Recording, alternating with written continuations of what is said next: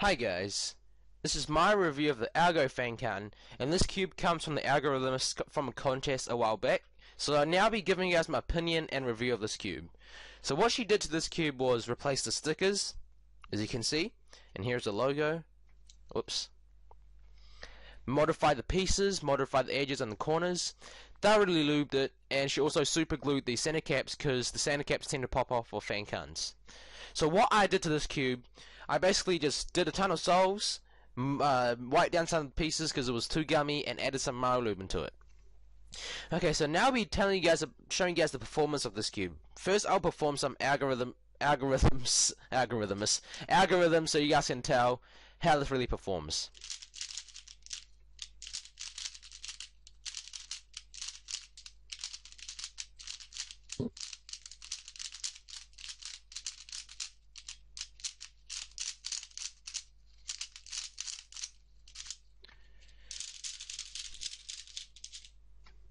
So there, you guys can see the turn.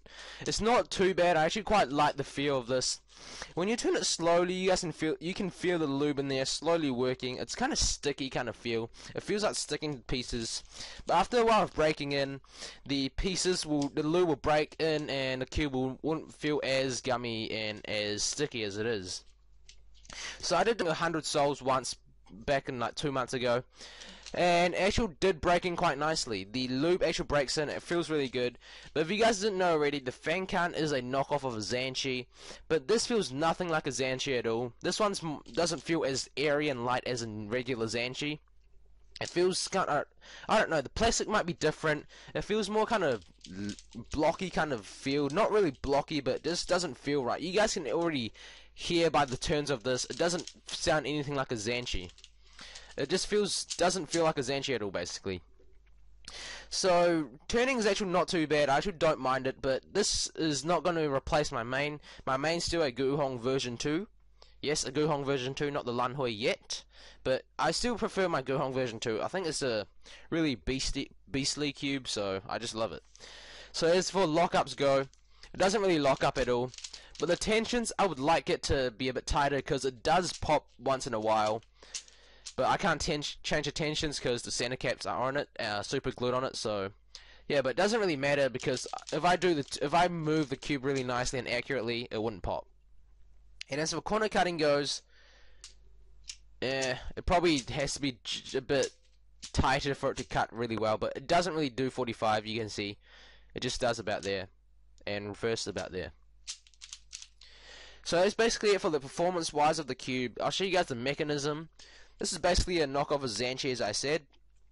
You guys can see it's also a green FangCun if you guys haven't realized yet. Here's a corner, similar to a Zanchi. Here's an edge piece with the torpedoes, green torpedoes, similar to a Zanchi.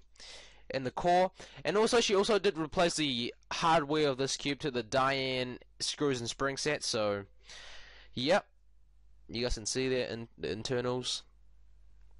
You guys can see the amount of lube there after I wipe it down. You guys can still see the shininess from the pieces as well when it's on the light.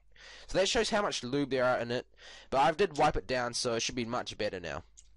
So basically, this is my review and opinion of this cube. It's not too bad of the cube.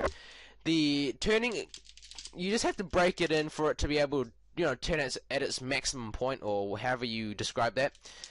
You just have to do kind of probably about 50-60 solves, whatever, to have this cube really at its full potential.